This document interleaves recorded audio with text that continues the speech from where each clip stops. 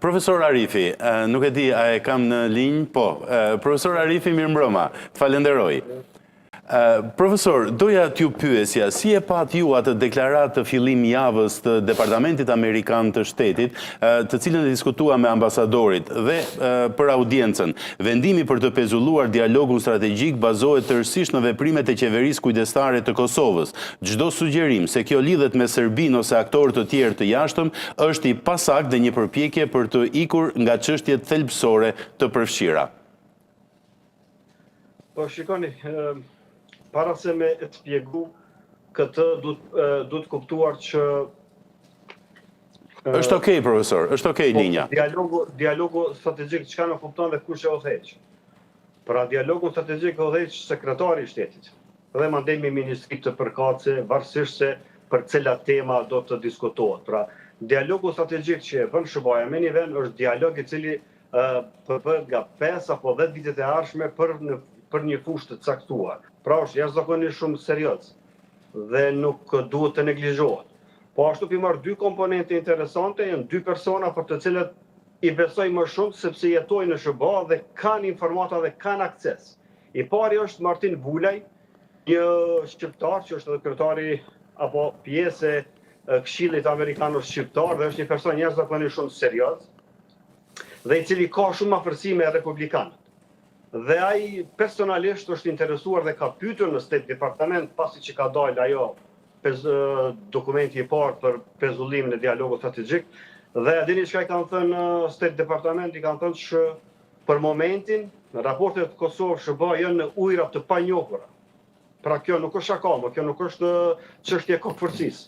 Kjo çështje e huqjes së kuptimit strategjik të gjeopolitikës globale dhe respektivisht SBA-s. Dhe personi i dytë është Edward Joseph, një profesor për që edhe... Po, ka qenë një pranishëm në... Po ashtu e bëri një vërejtje për qeverinë Kurti që raportet janë dëmtuar. Pra ai nuk e përmendi administratën Trump 1, po na po flasim për njëjtin person që ka pas probleme me 3 administrata. Kjo nuk është normale tash. Nuk mundesh me 3 administrata mos më pajtu, thuhet për asgjë. Dhe në fund të ditës Kosova nuk e rrezikon SBA-ja. Nuk e rrezikon as interesat e SBA-s, nuk e rrezikojnë. Mos harroni, Serbia është në partneritetin për paqe në NATO. Ushtria serbe ushtrohet nga ushtria amerikane. Pra, në sytë amerikanëve serbët janë partnerë. Tash duhet kuptuar edhe rolin e Amerikës. Pra, ne nuk mund t'ia shpjegojmë Amerikës apo t'ia vizatojmë politikën e jashtme të tyre. Çka do të ishte aftësia jone është se si të notojmë në politikën e jashtme amerikane së bashku me atë partneritet. Pra kjo është aftësia e një lideri. Dhe kur vjen puna që publikisht SBA-t me don flakaresh i bie që komunikimi zyrtar nuk ka funksionuar. Pra diçka nuk ka funksionuar mirë sepse kur dalin gjërat publike, mandej është problematik. Dhe me thonë që SBA-t po pengojnë në sundimin e ligjit, kjo a diçka i bie, që SBA po investojnë në veri të Kosovës pas me pas sundim të ligjit dhe rrjedhimisht SBA në farë mënyre po e financojnë edhe terrorizmin atje. Pra është deklaratë shumë e pamatë.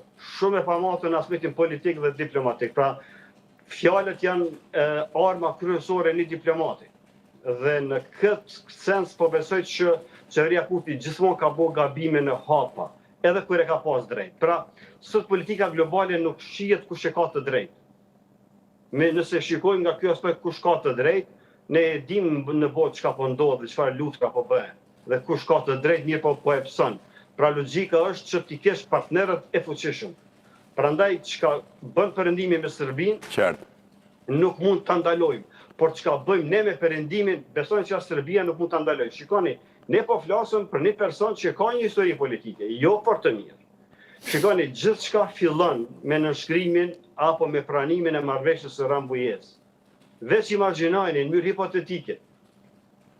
Po mos të ishte nënshkruar marrëveshja e Rambujës, sot nuk e kishim pas as bombardimin e Serbisë, as lirimin e Kosovës dhe nuk kishim folur për marrëveshjen e Pakosat-Tisarit, e cila rrjedhimisht na ka dhënë një pavarësi.